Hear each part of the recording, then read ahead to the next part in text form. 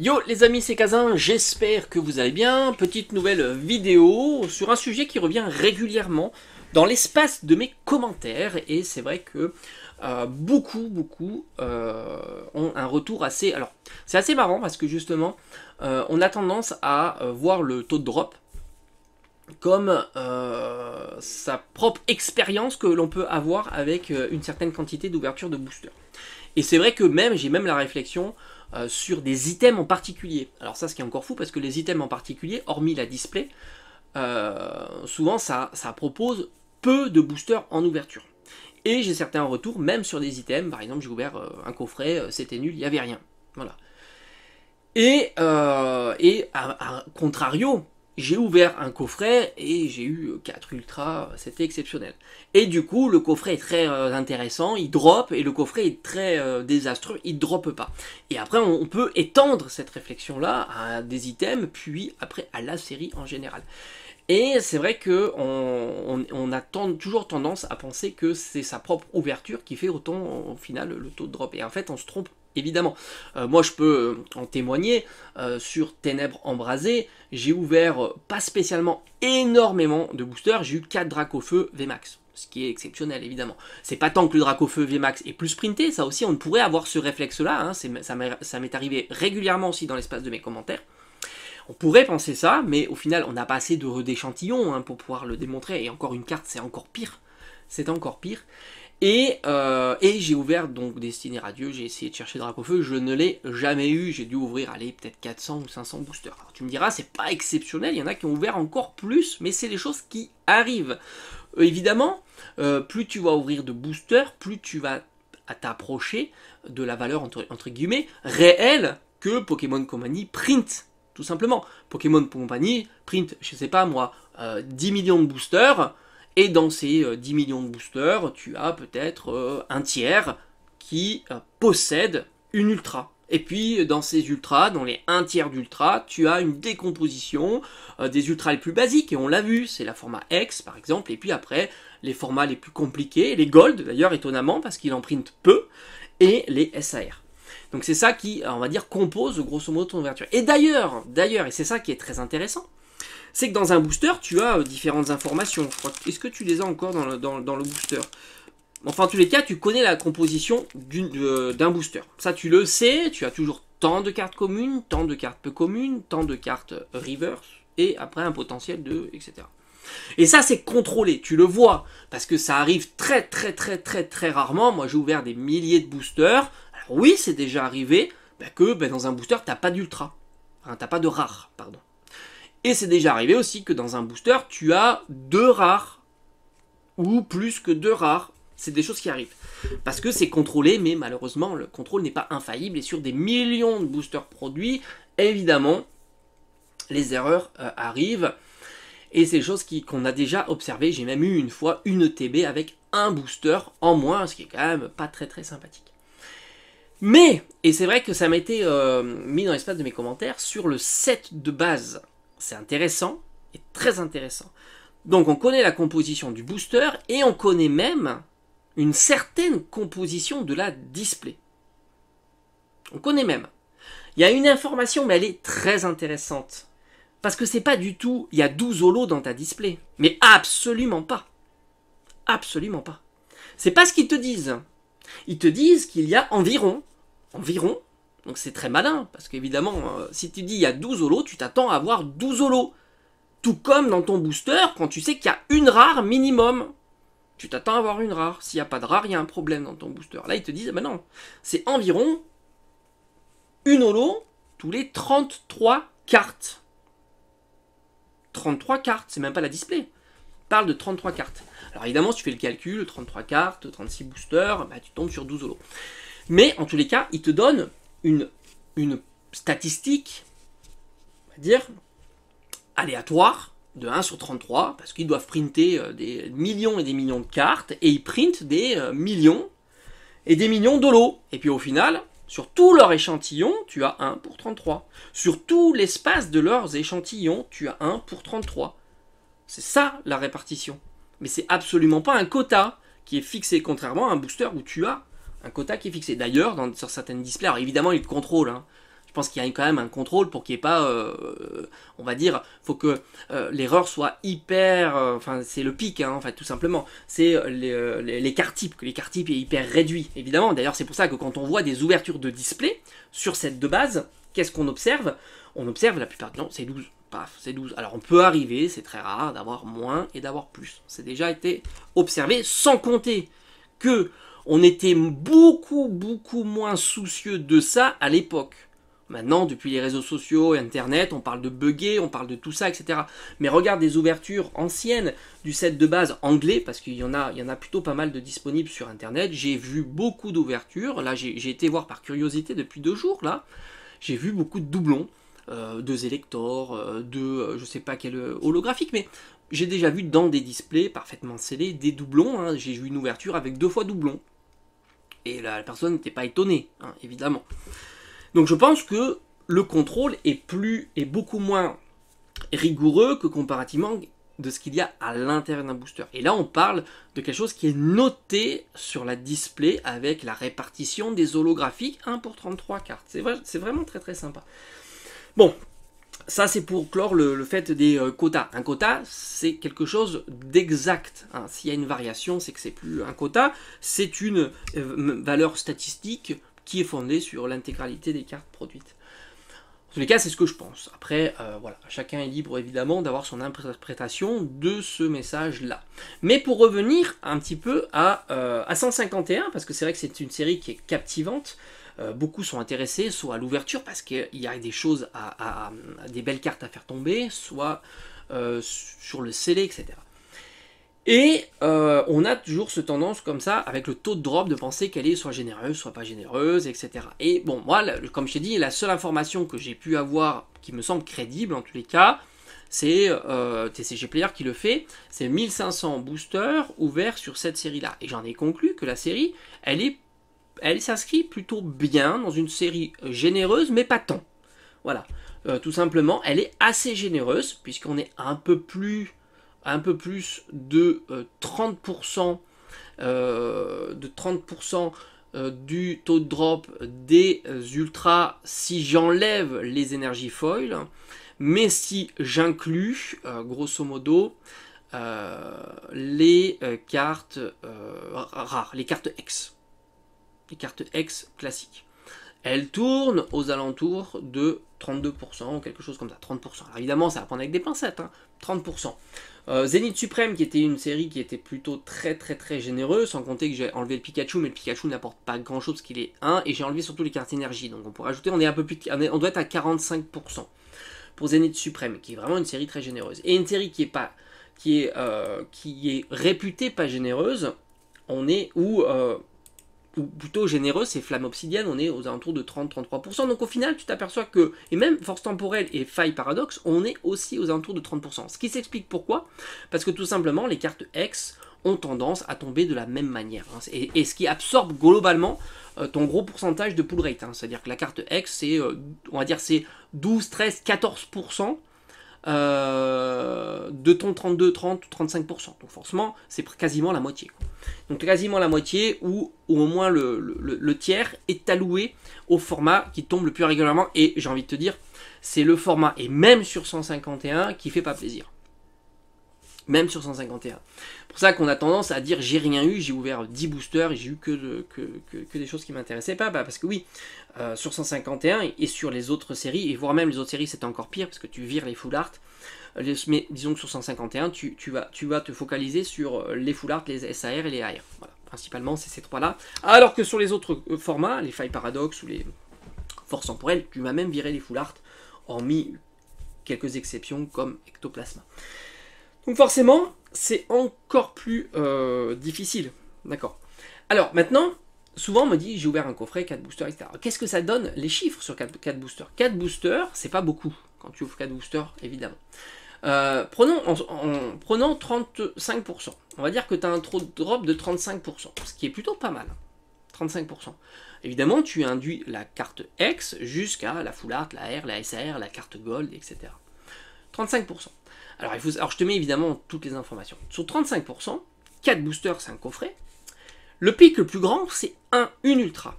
Mais quel que soit l'ultra, évidemment, tu auras plus de chances de faire tomber la simple X. Mais attention, le pic le plus grand, c'est une ultra, mais tu as à peu près 40% d'avoir une ultra dans ton ouverture.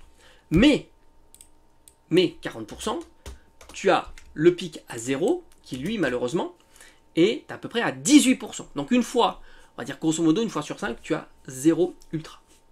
La plupart du temps, tu en auras 1 sur 4 boosters, à 35%, hein, un taux à 35%. C'est un bon taux, hein, quand même. On a vu des taux plus bas, par exemple sur Evo Céleste. Je crois qu'Evo Céleste, le taux, et même en prenant en compte les petites cartes V, on a un taux qui doit... Alors c'est plus compliqué, hein, Evo Céleste, mais on est à 20-25%, on est 10% en moins, donc forcément c'est plus difficile. Et c'est ça qui est assez marrant, c'est que les cartes V... les cartes V de Evo Céleste vaut pas plus cher que les cartes X de maintenant. Elles devraient, parce qu'elles tombent plus difficilement. Mais c'est comme ça, c'est l'offre et la demande, hein, tout simplement. C'est pas toujours la rareté qui donne cette information-là, hein, c'est comme ça. Donc évidemment, tu as un pic à 1. Donc tu t'aperçois que la plupart du temps, on va dire 40% du temps, lorsque tu vas ouvrir un coffret, tu vas avoir une ultra, et malheureusement, cette ultra-là sera la plupart du temps une carte X basique. Ça c'est pour 4 boosters. Et puis je t'invite à regarder la distribution. Le pic à 2 est pas mal, hein, quand même. Le pic à 2, on pourra le regarder. Il n'est pas si mal. On est grosso modo à combien? À 30%. Voilà, le pic à 2 est à 30%, donc une fois sur 3. Tu auras quand même 2 ultras. Donc c'est pas si mal, mais la plupart du temps c'est aussi 1 et de temps en temps 0. Pour 35%. Hein.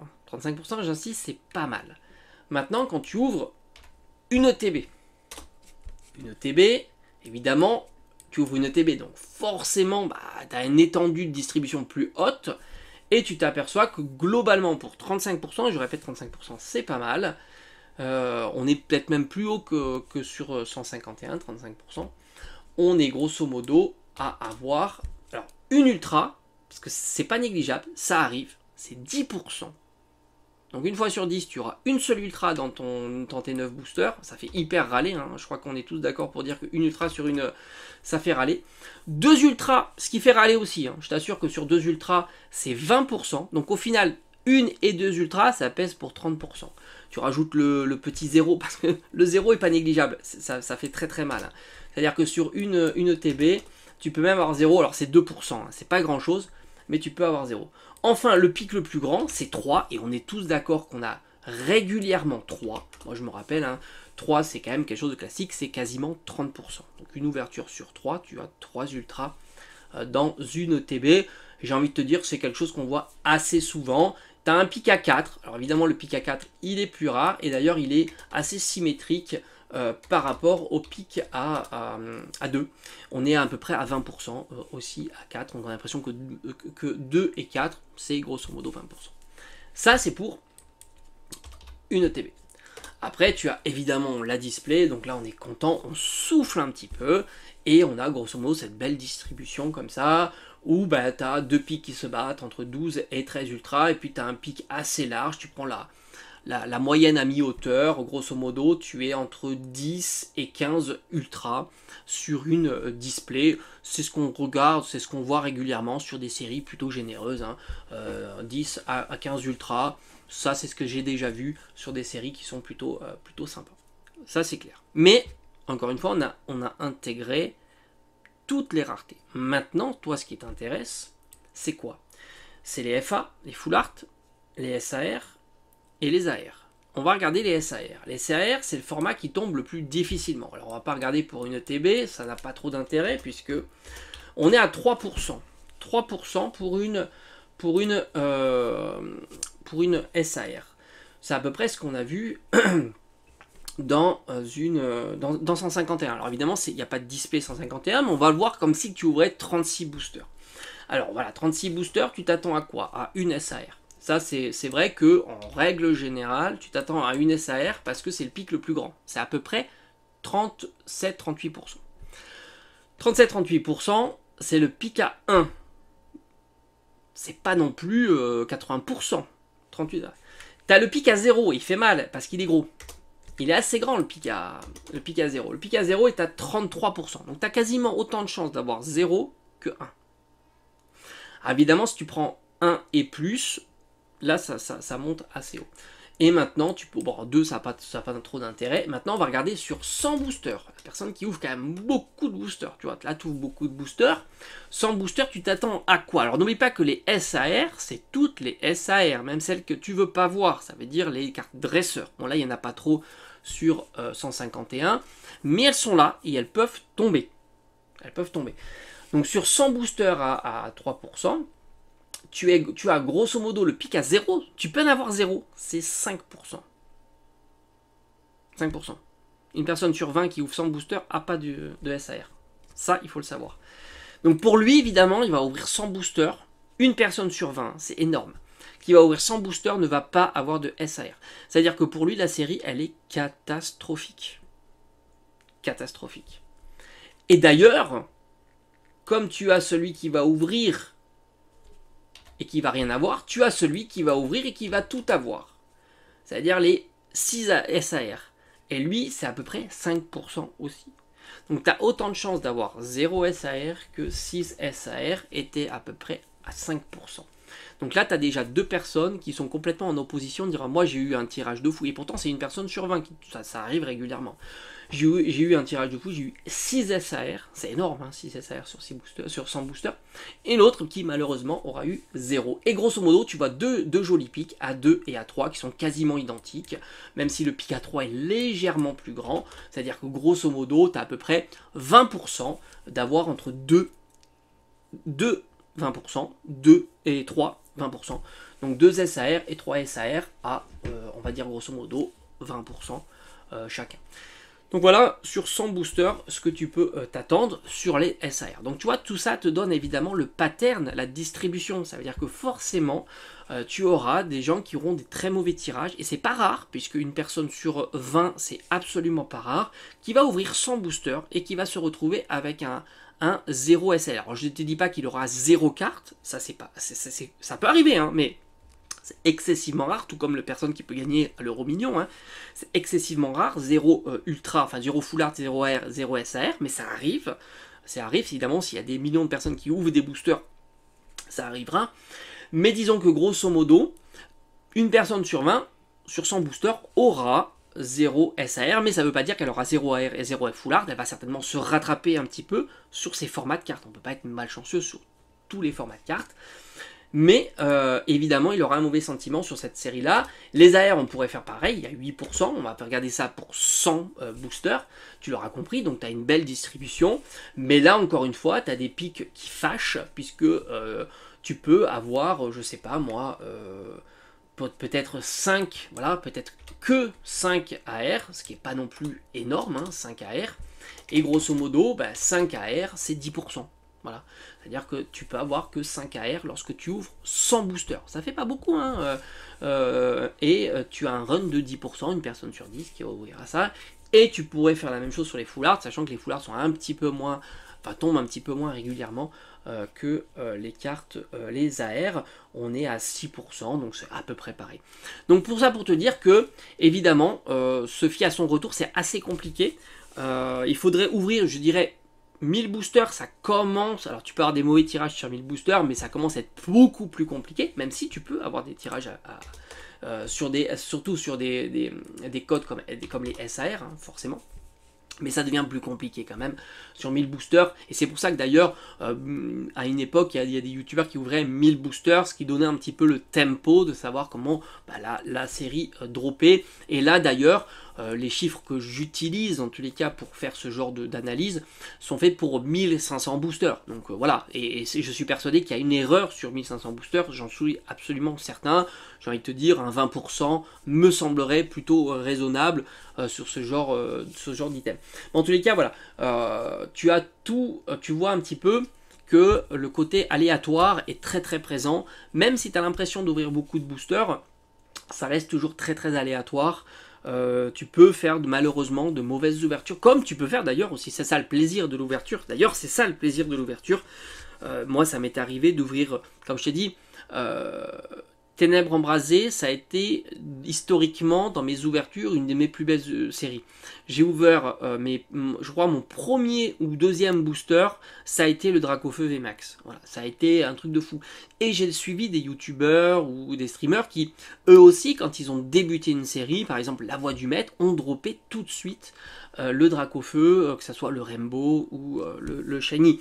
Et c'est vrai que c'est compliqué de se fier à sa propre ouverture, et j'ai moi-même fait des ouvertures assez catastrophiques sur certaines séries, mais en fait ça s'équilibre sur le long terme. En fait, sur le long terme tu fais forcément abstraction de ta chance, mais le truc c'est que quand tu drops une carte, on va dire rare, difficile à faire dropper, hein, typiquement une carte gold, tiens bah regarde par exemple, ça c'est très marrant, Force Temporelle, j'ai ouvert pas beaucoup de boosters, tu l'as sur la chaîne. Et j'ai eu 2 cartes gold, qui pourtant sont les cartes les plus compliquées à faire tomber.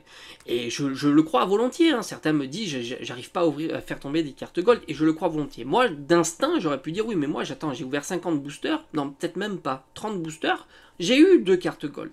Donc j'ai envie de te dire, bah, les cartes gold, elles sont plus sprintées que les autres. Non, en fait, non.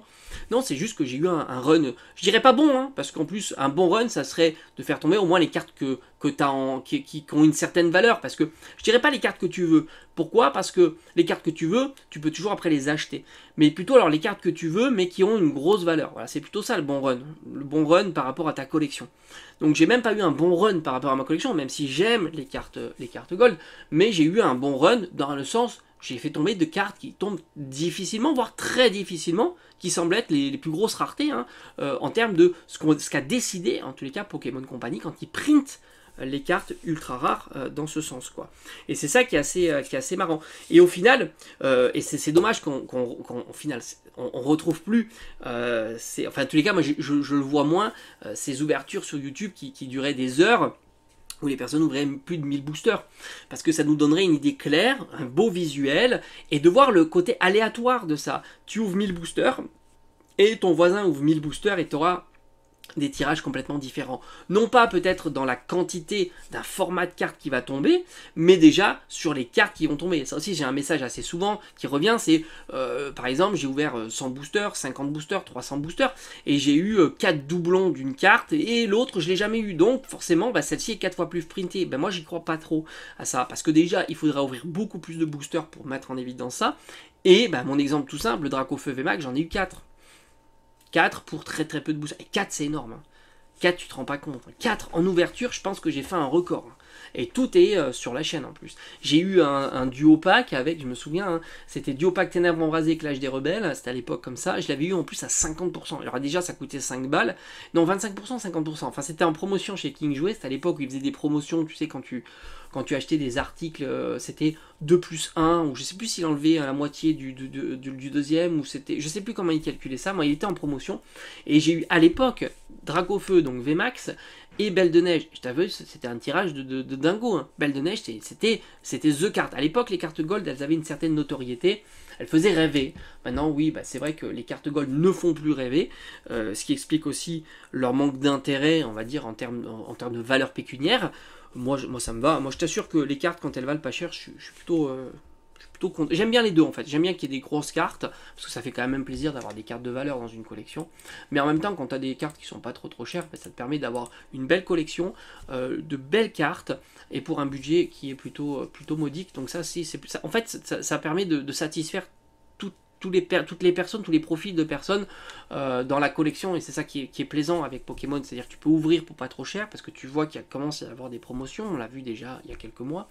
Tu peux trouver des cartes magnifiques pour pas trop cher non plus, surtout si t'es pas soucieux de l'état, alors ça c'est encore mieux, hein, j'ai envie de dire, hein. Tu peux avoir même des cartes vintage pour pas très cher, et puis ceux qui aiment avoir une collection dont la valeur est importante, ben là aussi tu peux te faire plaisir. Donc il y en a vraiment pour tous les budgets, même le scellé, hein, t'as du scellé pour pas très cher, j'en ai souvent montré d'ailleurs dans l'espace de mes vidéos, même des coffrets, tu vois, qui au fond n'a pas spécialement beaucoup progressé, donc ça fait vraiment plaisir. Bon, je crois qu'on a vraiment trop parlé sur ce sujet, mais c'est un sujet intéressant, hein, mais évidemment tout ça, ça donne des directions, mais c'est pas une chance infuse.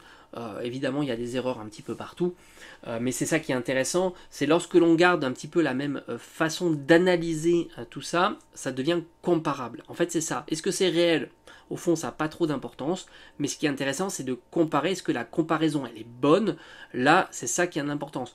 Si quand on regarde et qu'on compare, il y en a un qui au fond, tu as une espérance très très basse et l'autre a une espérance très très haute, ça, c'est toujours observé et ça marche plutôt bien.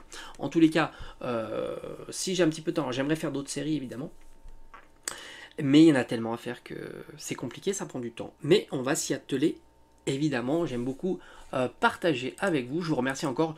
Là, on déborde hein, évidemment sur la vidéo, c'est une catastrophe. N'hésite pas à me mettre en message si tu es encore en ligne, parce que là, c'est vraiment énorme.